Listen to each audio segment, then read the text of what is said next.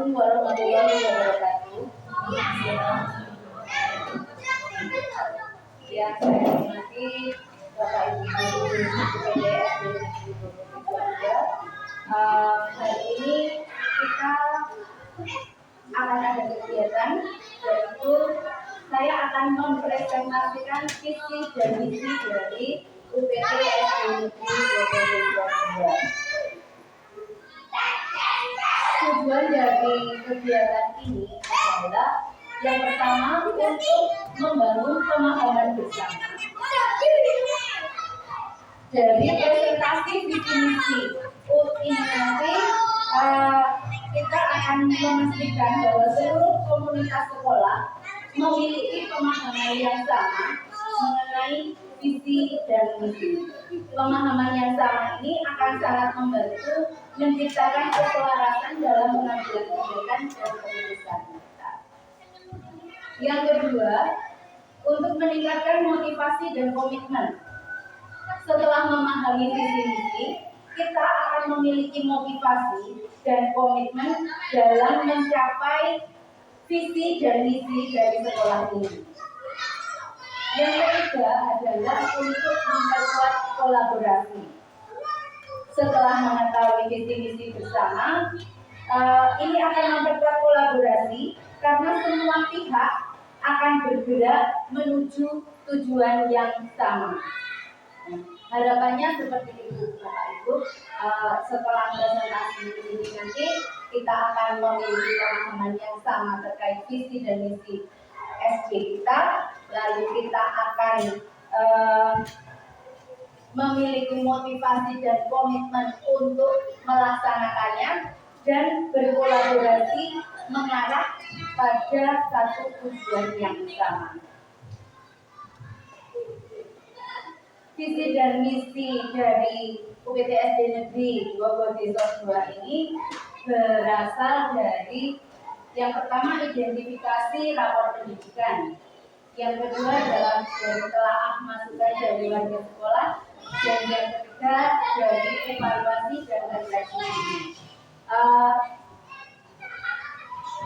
Identifikasi rapor pendidikan ini sangat penting karena kita harus mengikuti perencanaan yang berbasis data. Dari rapor pendidikan ini kita akan mengetahui apa yang sudah baik dari kita dan apa yang belum baik dari kita.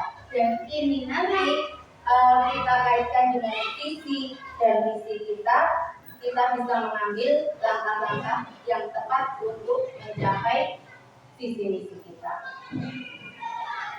Di sini dari rapor pendidikan ini bisa kita lihat dari rekomendasi prioritas ini kita masih perlu meningkatkan bagian D4, yaitu iklim keamanan satuan pendidikan.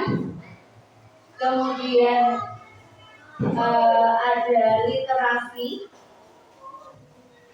kemampuan literasi. Berikutnya adalah iklim kebinekaan D8, dan selanjutnya ada kualitas pembelajaran yang juga masih perlu ditingkatkan, serta karakter utamanya adalah nalar kritis.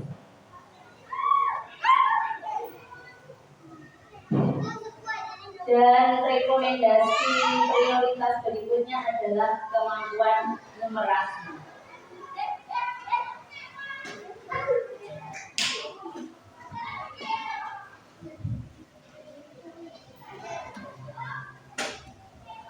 Dari rapor pendidikan, kemudian masukan dari warga sekolah, serta evaluasi dan refleksi diri yang telah kita lakukan, maka visi dari UPT SD Negeri 2022 adalah seperti itu.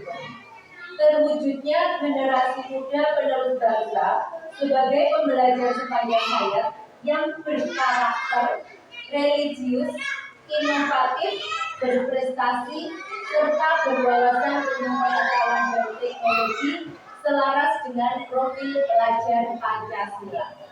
Ini apa tujuan kita, Bapak Ibu?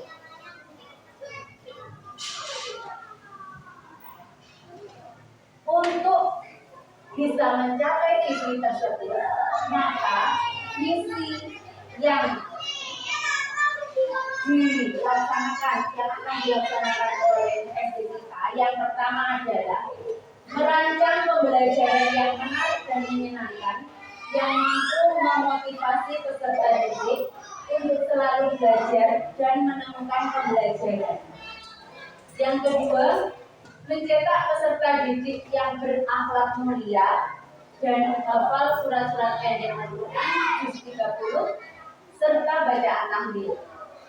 Yang ketiga, membangun lingkungan sekolah yang memiliki toleransi dalam kebinekaan global, menjunjung nilai gotong royong, dan mencintai budaya lokal. Berikutnya, mengembangkan kemandirian, nalar kritis dan kreativitas dengan keragaman minat dan bakat peserta didik. Selanjutnya adalah mengembangkan program sekolah yang membentuk ide dan gagasan cepat tanggap terhadap perubahan yang terjadi untuk merancang inovasi. Dan visi yang terakhir adalah mengembangkan dan memfasilitasi peningkatan prestasi peserta didik sesuai minat dan bakatnya melalui proses pendampingan dan kerjasama dengan orang tua. Jadi itu tadi visi dan misi sekolah kita. Dari visi dan misi itu kita membuat jargon dari sekolah kita, yaitu istimewa. Istimewa itu dimaksudkan warga Bogodeso 2, warga SD Negeri Bogodeso 2 itu akan memiliki di antaranya iman dan takwa, sinergi, toleransi, bernalar kritis dan kreatif, mandiri, dan berwawasan global.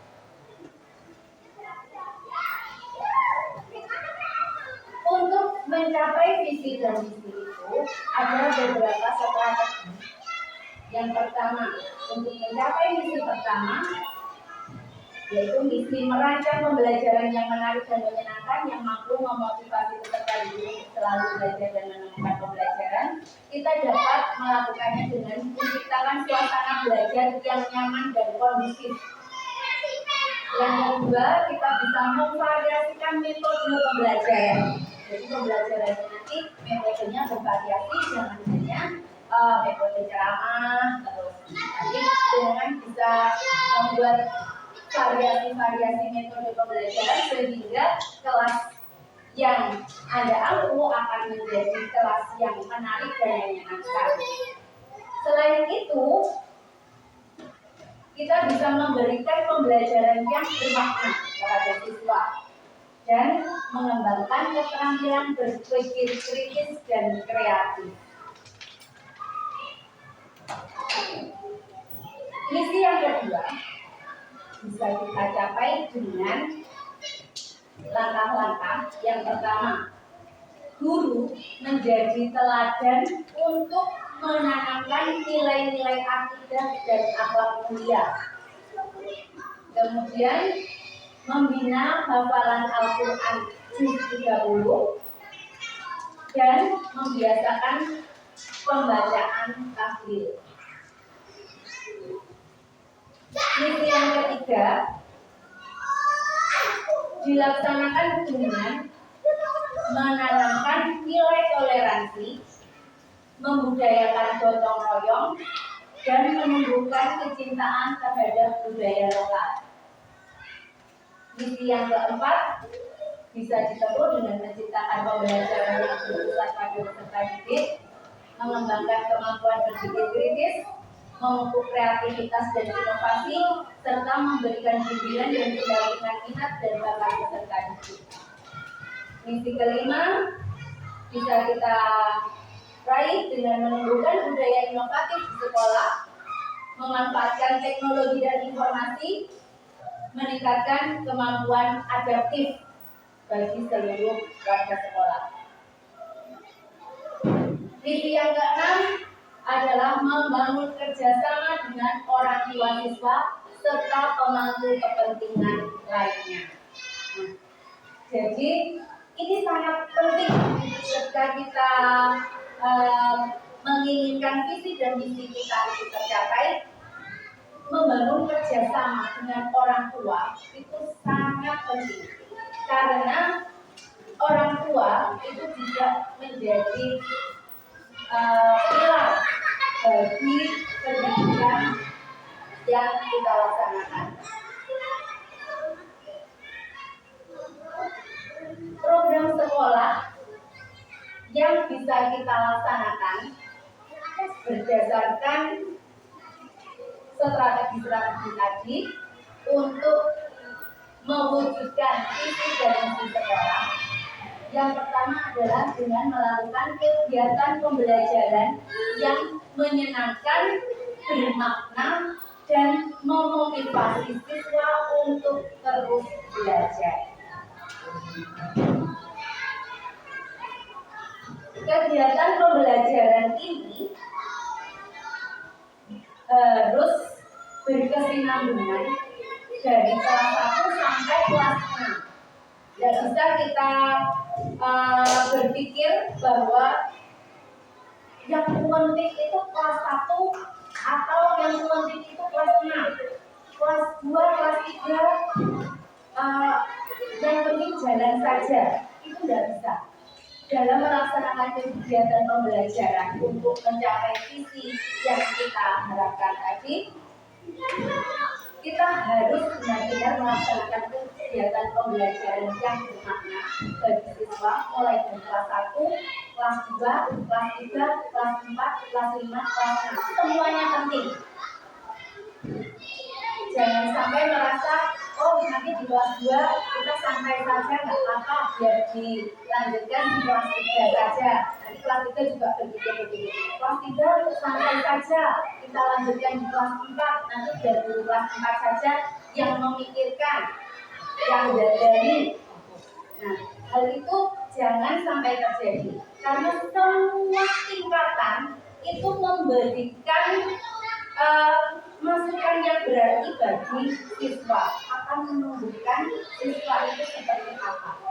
Tingkatannya tetap penting dari kelas 1 sampai kelas 6. Berikutnya program sekolah yaitu P5, Proyek Penguatan Profil Pelajar Pancasila. Untuk kali ini kita mengusung dimensi gotong royong dan bernalar kritis. Tadi berdasarkan rapor pendidikan, karakter sekolah kita masih kurang di nalar kritis. Nah, selain bernalar kritis, kita juga mengangkat dimensi gotong royong dengan mengusung tema yang pertama Bhinneka Tunggal Ika dan yang kedua kearifan lokal. Bhinneka Tunggal Ika itu bisa kita capai, kita lakukan kegiatan dengan melaksanakan kegiatan Agustusan. Program-program yang kita laksanakan di bulan-bulan Agustus itu nanti akan menjadi program P5. Kemudian kearifan lokal yang selanjutnya, kearifan lokal ini kita laksanakan dengan menanam toga.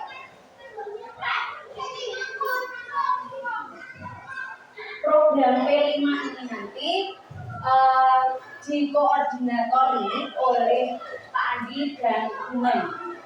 Tapi meskipun sudah ada koordinator, bukan berarti yang lain nanti sudah ikut saja Pak Andi sama Bunai. Tidak seperti itu, tapi seperti tadi yang saya sampaikan, kita harus mempunyai visi dan misi yang sama, terus kita berkolaborasi, mempunyai komitmen yang sama untuk mewujudkan visi dan misi, berkolaborasi mencapai visi dan misi.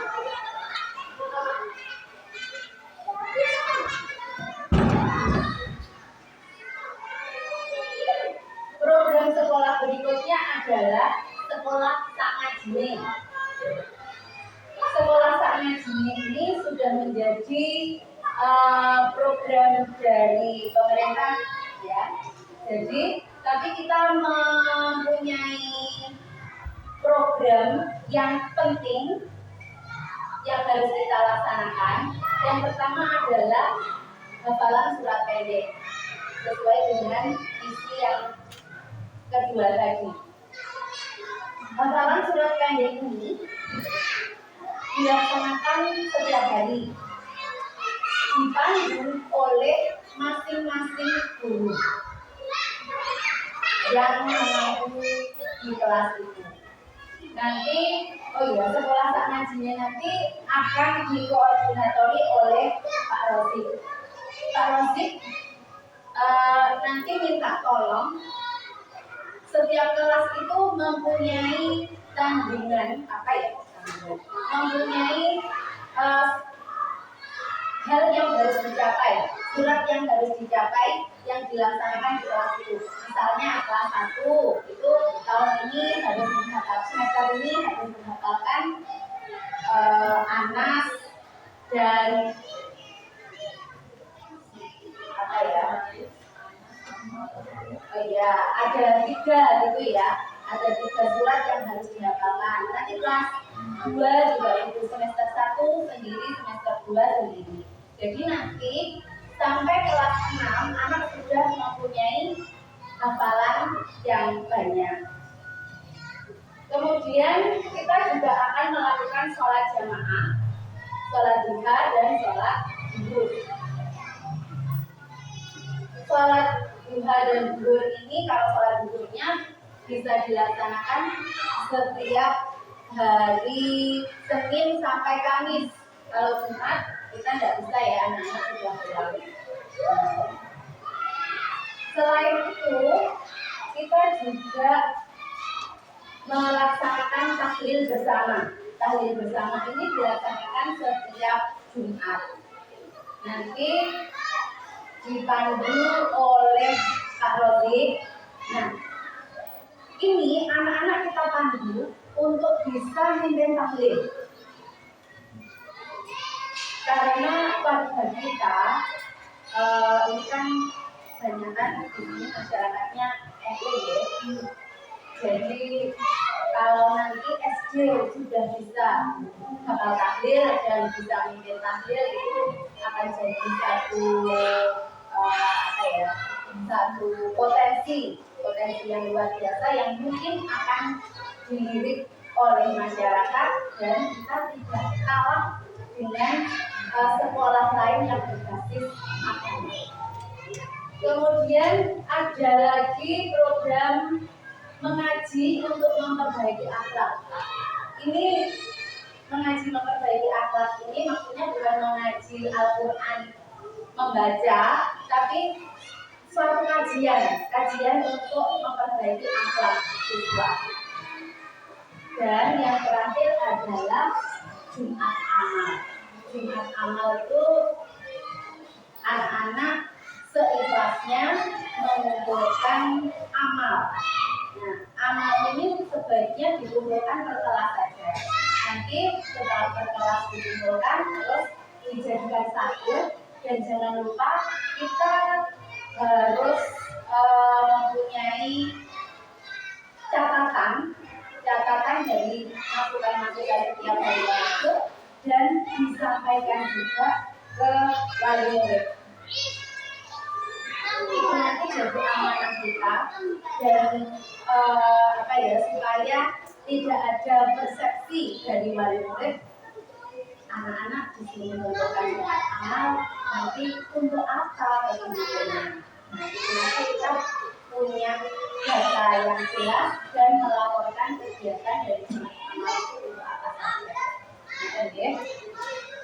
Berikutnya,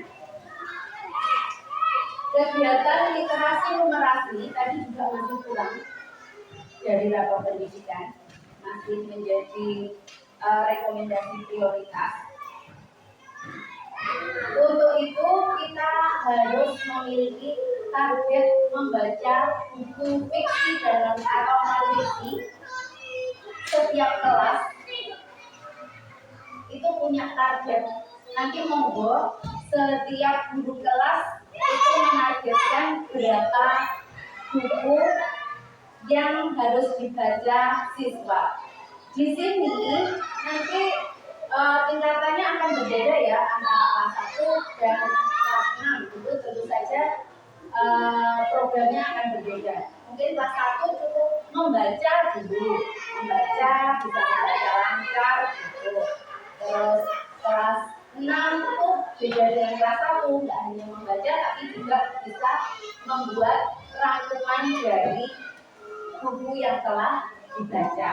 Nah, itu nanti minta tolong kepada Bapak Ibu guru kelas untuk membuat semacam program targetnya berapa buku dan harus diapakan buku itu. Contohnya seperti tadi. Kemudian ada lagi kegiatan pasar setu. Kegiatan pasar setu ini adalah kegiatan membelajarkan anak untuk meningkatkan numerasinya. Jadi di situ nanti anak kita ajari untuk semacam pasar, membuat pasar. Di situ anak akan melakukan kegiatan jual beli. Nah, jual beli itu mereka harus tahu berapa barang yang dijual, terus yang membeli juga gitu, yang membeli juga berapa yang dibeli. Terus di situ nanti anak juga melakukan kegiatan transaksi jual beli dengan membayar secara nyata. Jadi misalnya ada yang dijual jajanan 500. Nah, itu nanti anak juga harus membayar 500. Dan di situ nanti kita membelajarkan bagaimana anak mengenal jumlah-jumlah. Kalau misalnya dia beli 500, uangnya 1000, dia harus dapat kembalian berapa. Nah, di situ programnya seperti itu. Yang diutamakan adalah dia bisa menghitung, melakukan numerasi dengan baik. Selain itu, kita juga melakukan kegiatan Sabtu Jawi. Kegiatan Sabtu Jawi itu akan kita laksanakan untuk menumbuhkan kecintaan terhadap budaya lokal. Nah, selain itu, kita juga mempunyai program di kegiatan ekstrakurikuler. Kegiatan ekstrakurikuler yang akan kita laksanakan yang pertama adalah pramuka, kemudian ada MHQ dan FTT, ada rebana, tari, dan komputer.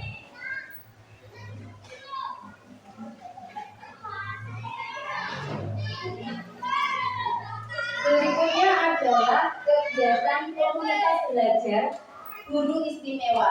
Nah, kegiatan belajar guru istimewa ini menjadi ajang untuk kita semua meningkatkan kompetensi diri sebagai guru dan membuat diri kita menjadi layak sebagai guru.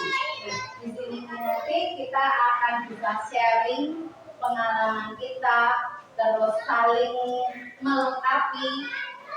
Di sini nanti kita belajar bersama-sama sehingga semuanya bisa menjadi guru istimewa. Komunitas belajar ini harus kita laksanakan, wajib kita laksanakan setidaknya seminggu 1 kali. Seminggu 1 kali. Kalau misalnya kita membutuhkan lebih dari itu, ya itu akan lebih baik lagi. Nah, untuk itu kegiatan komunitas belajar guru istimewa ini dilaksanakan bersama-sama. Bagaimana kalau ini dilaksanakan yang jam-jamnya anak-anak aman, maksudnya sudah kewajiban mereka pulang, jadi kita tidak mempunyai kewajiban untuk mendampingi anak-anak dan kita konsentrasi diri kita untuk meningkatkan kemampuan kita ini, itu kalau saya rasa bisa dilaksanakan di hari Sabtu. Kita akan pulangnya pukul 12.30 ya, 12.30. Terus anak-anak pulang pukul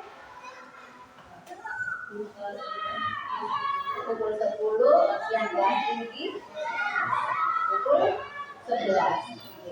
Nah, itu setelah itu berarti setelah anak-anak pulang kita bisa melaksanakan komunitas belajar.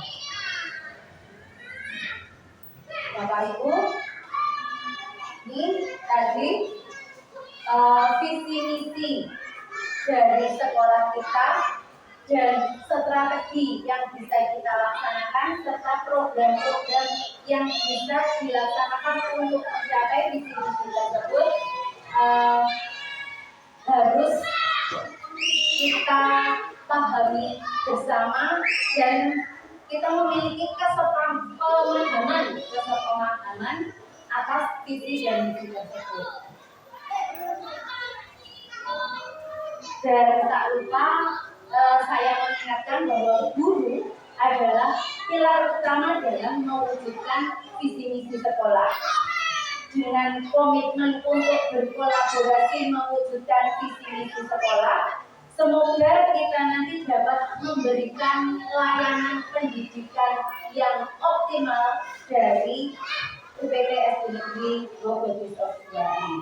Selain itu, harapan berikutnya adalah kita dapat membimbing generasi penerus bangsa ini ke arah yang lebih baik.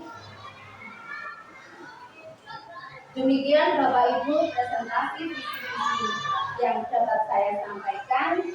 Untuk selanjutnya mungkin langsung kita laksanakan kegiatan tanya jawab atau boleh masukkan saran kritik, disilakan. Monggo siapa yang ingin memberikan pendapat yang pertama-kali langsung monggo berikan.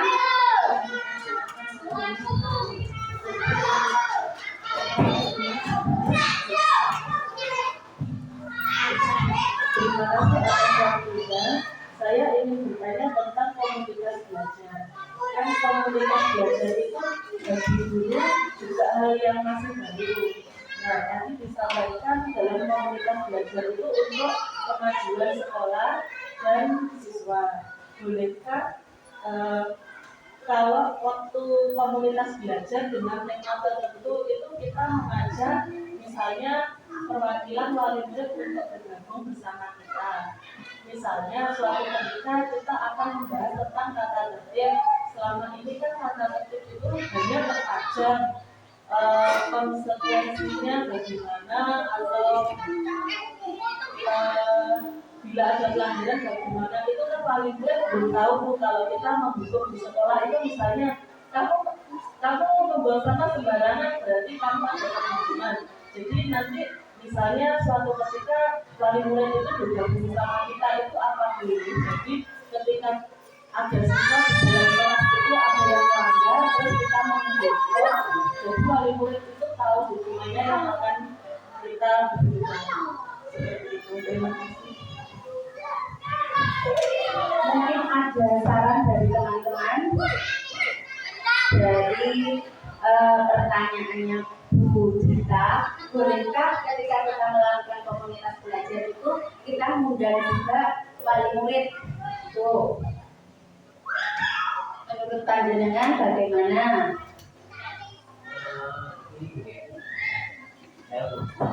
Untuk komunitas belajar, mungkin kalau kita mengundang wali murid kan terlalu kita perwakilan. Menurut saya terlalu vulgar ya. Kan kalau pendidikan itu kan kalau nanti wali murid tahu gimana itu. Kalau komunitas belajar kan kita menggunakan pembelajaran yang lebih sekolah sekali. Mungkin nanti kalau visi kita bisa pakai itu bisa. Kalau ini kan ada sudah.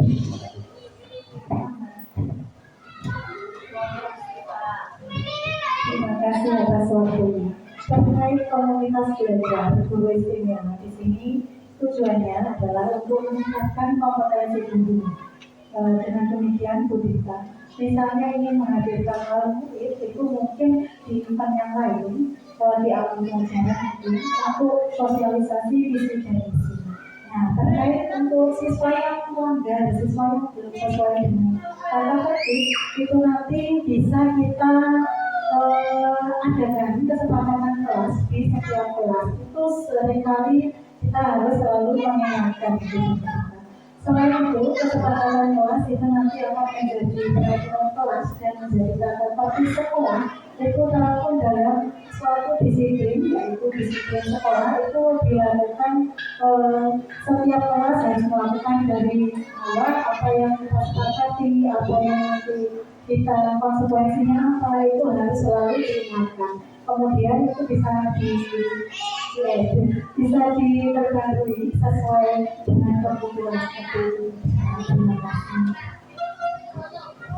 Mungkin ada pendapat lain atau semua setuju dengan pendapat dari Pak Andi dan Bu Sika? Setuju? Nah, berarti untuk komunitas belajar kita sepakat itu hanya untuk guru saja. Untuk wali murid kita bisa mengadakan kegiatan lainnya di luar komunitas belajar. Mungkin kita mengundang ada seperti itu ya. Selanjutnya barangkali masih ada lagi pertanyaan, saran, masukan. Monggo berarti Untuk pertanyaannya tadi masalah olahraga. Olahraga tadi saya belum melihat program-programnya itu ada apa sepak bola atau voli atau renang itu bisa dilihat. terima kasih Pak Rosi. Iya, itu kita dari tadi memang belum ada yang membimbing siswa di bidang olahraga seperti itu ya. Jadi Pak Rosi terima kasih masukannya dan itu nanti bisa kita agendakan, kita bicarakan bersama bagaimana menambahkan program untuk meningkatkan prestasi siswa di bidang olahraga. Terima kasih Pak Rosi. Mungkin ada lagi lainnya. Terima kasih. Untuk terkait kegiatan literasi numerasi itu, tadi kan ada kegiatan yang pertama, target membaca buku fiksi atau non-fiksi, setiap guru membuat program. Nah, ini kebetulan saya kemarin CDD Angkatan 9 mengantarnya juga tentang kegiatan literasi.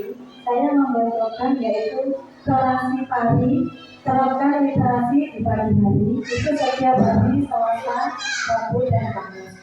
Mungkin target saya bukan hanya membaca buku fiksi atau non-fiksi, tapi juga mendengarkan musik seperti itu, atau juga menggambar seperti itu.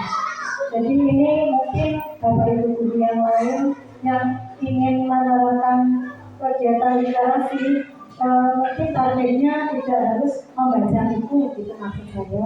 Mungkin literasinya di pagi hari itu tadi bisa ditentukan atau gitu.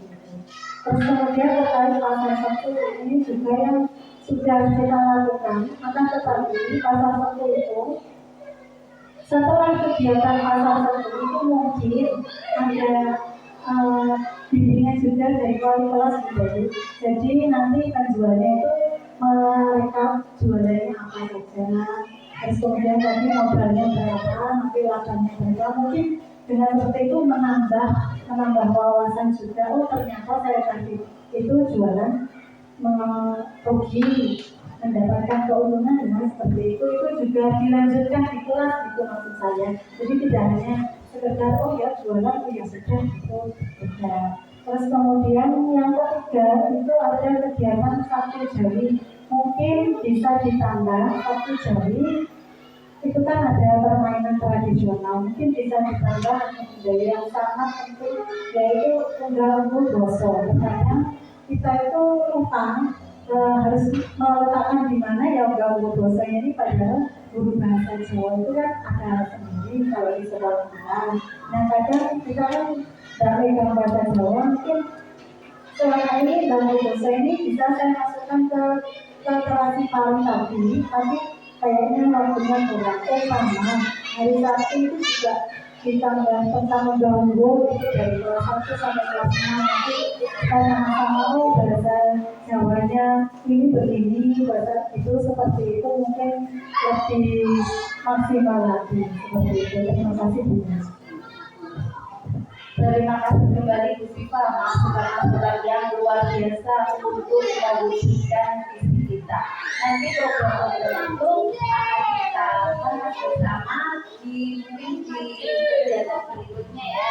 Jadi kita lebih mendalam lagi program hari ini, kita merencanakan program apa dan itu dibahas sampai tuntas seperti itu ya.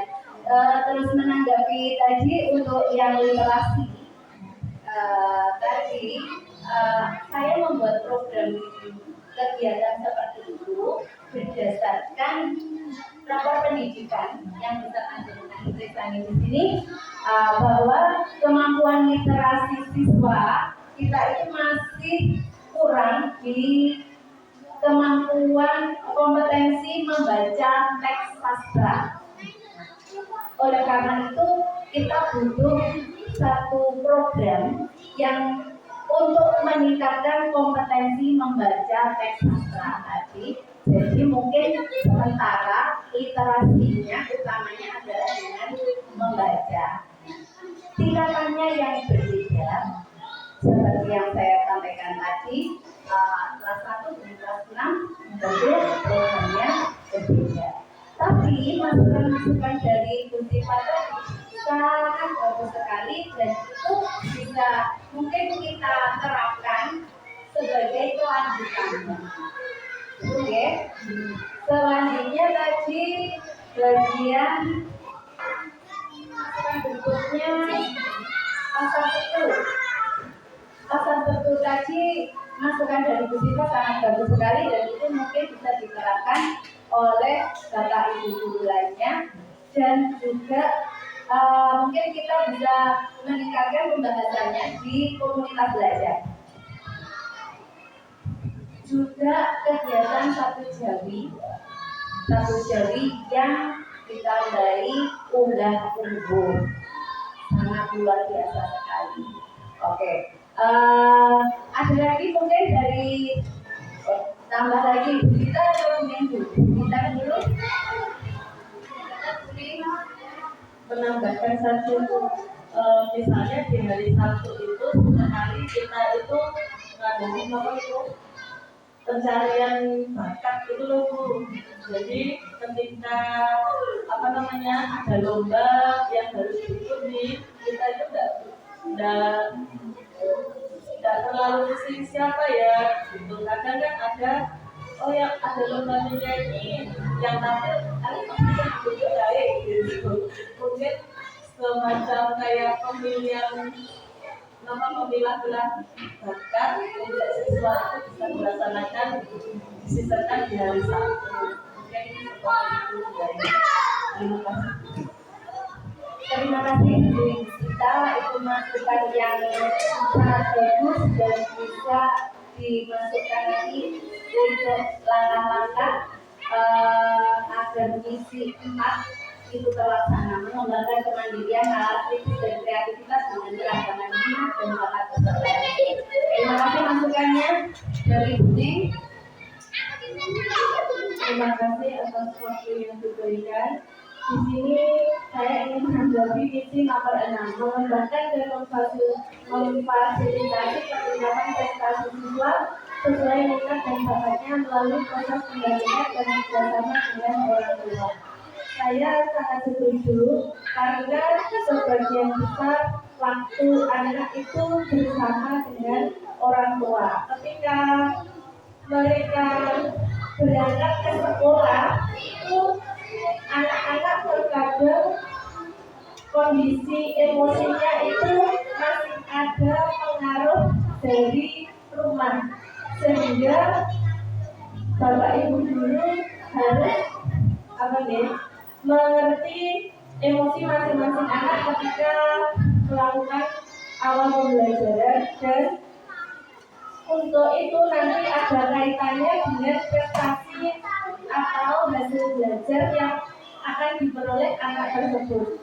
Sehingga untuk sekolah atau guru itu perlu juga mengadakan komunikasi dengan orang tua yang kebetulan kita sudah ibu untuk paguyuban itu, dan saya memberi masukan sebaiknya kegiatan paguyuban itu diadakan rutin, misalnya tidak harus 1 bulan sekali atau berapa bulan sekali itu, tapi rutin, sehingga nanti ketika wali murid diundang itu tidak hanya ketika ada kegiatan-kegiatan sekolah atau event-event tertentu, tetapi ada kegiatan rutin yang itu membahas putra putrinya.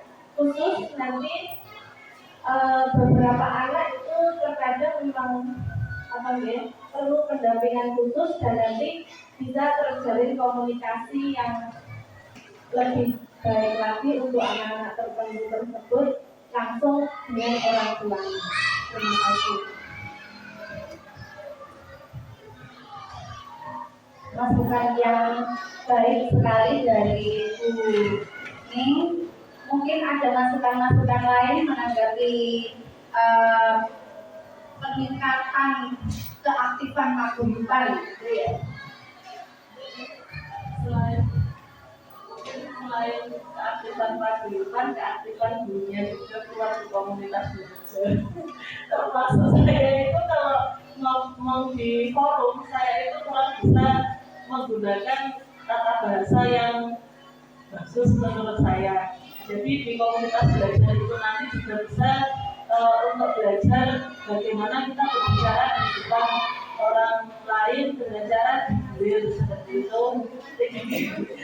Jadwal misalnya bergilir dari kelas 1, 2 sampai 6. Seperti kemarin kan sudah berjalan waktu menjadi pembina upacara, alhamdulillah sudah berjalan bergilir. Dimana kalau ini latihan berbicara dengan memimpin komunitas belajar di tema-tema yang akan disajikan. Terima kasih. Terima kasih Bu Dita, ini pasti teman-teman setuju.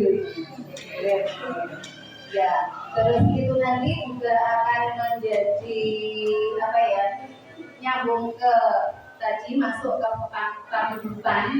Jadi guru kelasnya juga mendampingi paguyuban, jalannya paguyuban itu. Jadi memang perlu belajar berkomunikasi. Saya juga masih harus banyak belajar bagaimana cara berkomunikasi yang baik. Mari kita bersama-sama belajar di sini. Untung kita punya komunitas belajar guru istimewa ini sebagai wadah kita untuk meningkatkan kompetensi diri kita dalam segala hal, termasuk dalam tata cara berbicara tadi. Masih ada lagi Bapak Ibu? Oh, monggo, Bu Mei.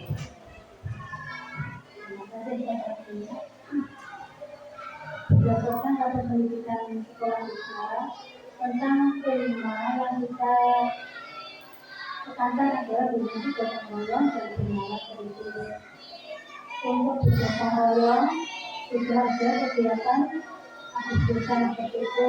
Kemudian satuan desa juga menanam saja juga kita lakukan dengan gotong royong. Nah, di sini yang belum kita singgung yaitu semangat kritis. Kira-kira kegiatan apa yang bisa kita lakukan supaya anak-anak selalu berasa dan mempunyai jiwa semangat kritis. Ini yang belum disampaikan.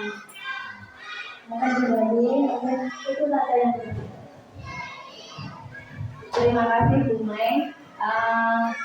Untuk P5 dimensi gotong royong dan kenalan kritis itu sudah mencakup satu kegiatan Bu Mei seperti yang sudah kita buat kemarin itu, seperti waktu kegiatan Agustusan itu gotong royong dan nalar kritisnya itu sudah jadi satu ketika anak-anak melakukan kegiatan apa gimana gitu ya, yang tali-tali jadi satu, terus memasukkan sesuatu dengan talinya digeret bersama-sama. Ya, itu di situ kan selain gotong royong, mereka juga harus memikirkan bagaimana supaya paku itu masuk di dalamnya. Nah, itu perlu nalar kritis dari siswa supaya tujuan mereka untuk memasukkan barang ke satu tempat itu tercapai. Itu diantaranya. Oke. Ada lagi Bapak Ibu? Sudah nggih? Alhamdulillah kegiatan presentasi kali ini sudah kita laksanakan. Terima kasih atas perhatian panjenengan semua. Bila masih banyak salah dari saya mohon maaf yang sebesar-besarnya. Ini masukan dari panjenengan semua akan kita tindak lanjuti bersama dalam mungkin komunitas belajar ataupun rapat bersama dalam meningkatkan mutu sekolah. Demikian yang dapat saya sampaikan. Saya akhiri kegiatan ini dengan bacaan. Mari kita akhiri bersama dengan bacaan hamdalah. Alhamdulillahirabbil alamin. Assalamualaikum warahmatullahi wabarakatuh. Kita beri tepuk tangan untuk kita semua. Terima kasih.